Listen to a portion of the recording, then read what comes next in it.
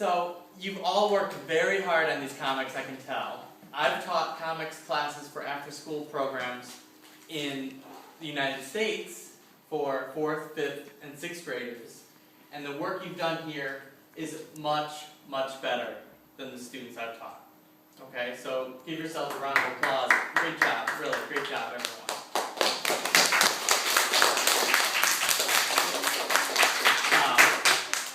Now, when you give a crit, it's called a crit, and it's basically a critique, okay? So you've all put yourselves out there, you've all done this personal work, you've spent a lot of hard hours working on this, and the work shows.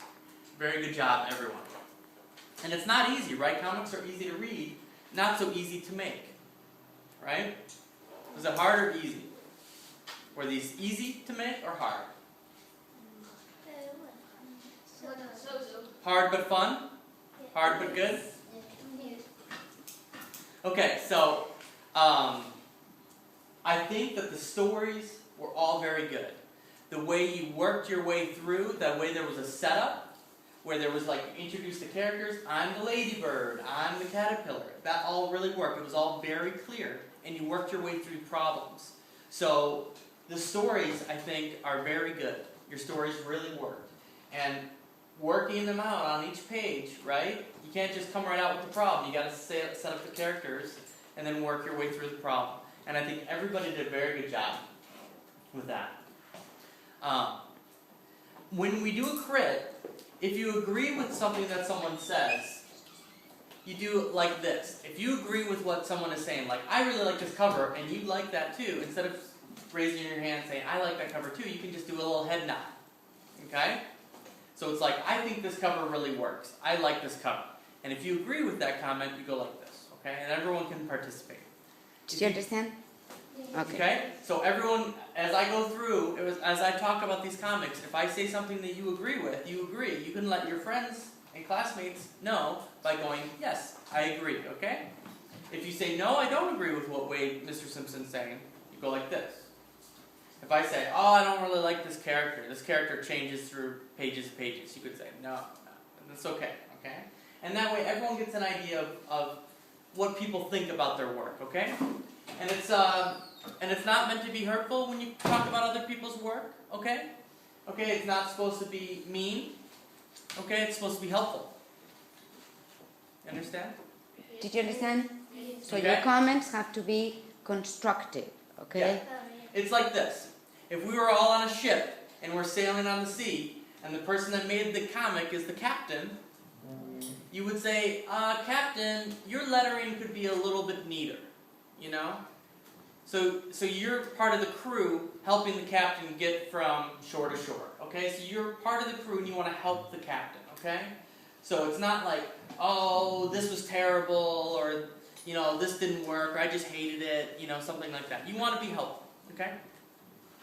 So, everyone participate, okay? So as I talk about these comics, if you agree, you go like this, okay? And if you disagree, you can go no, okay?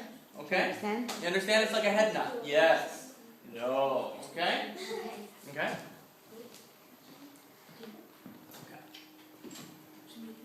Okay, Super Am.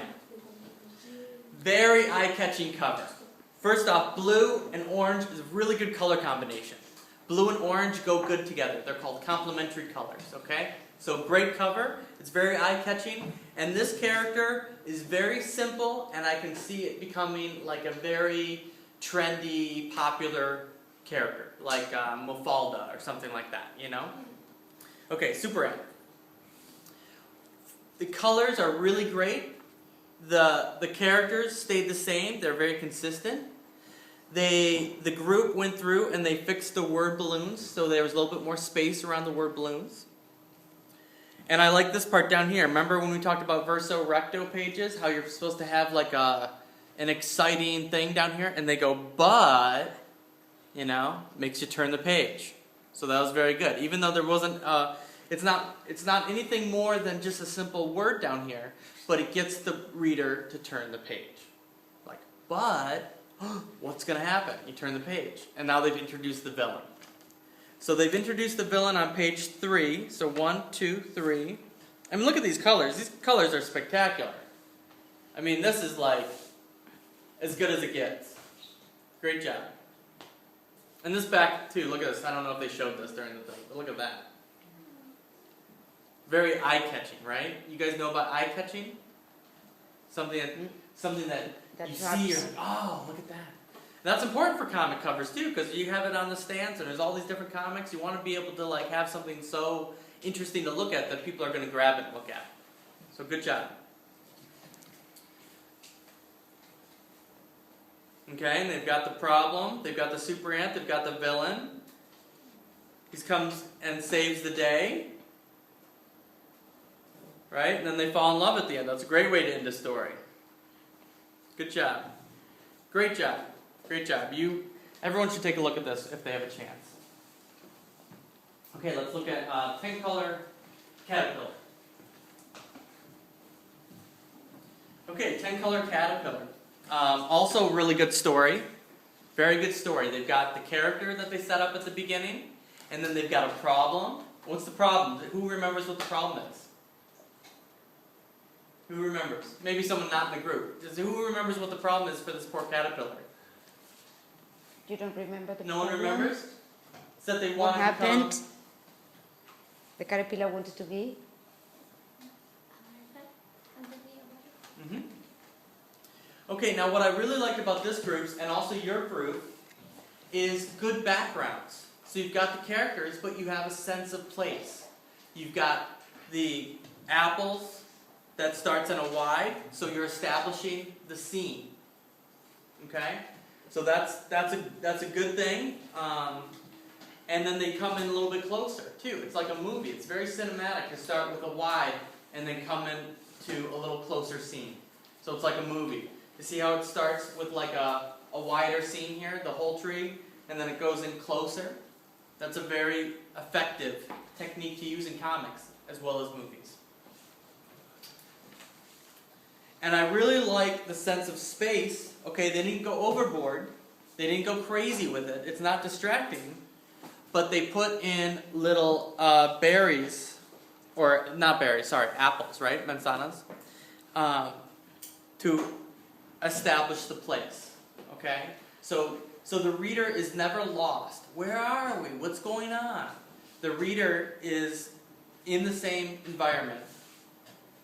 And I think that's very clear. Good job.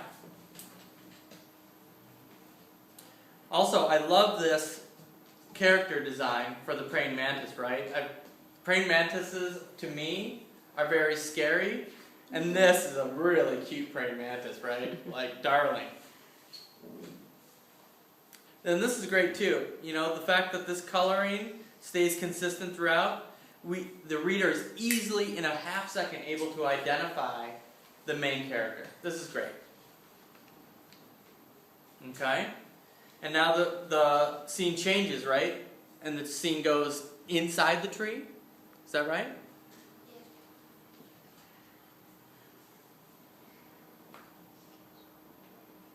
Great job. Great job on the narration up there, the captions. Good job here. Really great job, everyone. And you got all 8 pages in. It's okay. Sometimes you have to use one page for credits, right? You gotta take credits where you can. Good job. Okay, what do we got here? This is the insect monster. Okay, and they've got their names on the cover. And this is also a good color combination, this bright orange with the green. It's very eye-catching. And I like this too up here. Little spider web in the corner. Spider web's always up in the corner. Why not on the page, huh? Okay, so you could use something here. You could put your names in here. Okay? And this also had very good backgrounds. With the blue sky and the simple ground. I mean, keep it simple. You guys definitely took my advice. You concentrated on the words and the stories and the characters, left the background, but you can see how even just one line and this little squiggle thing, we get it, right? They're in a field, there's a bush there, done. Leave it alone. It's not distracting. You know, too much can be too much. Too much drawing can be too much distracting for the eye. So this is very simple, very clear.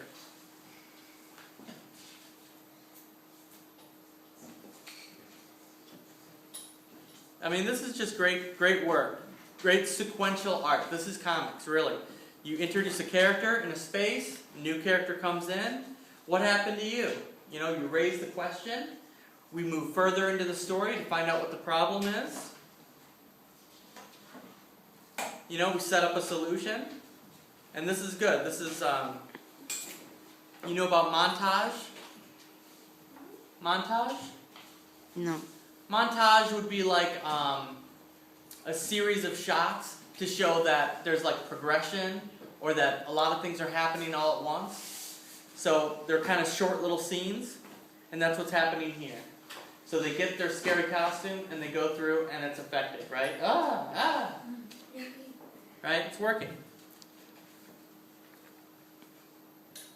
I scared 6 people. I scared 9. That's good. Little friendly competition. We won!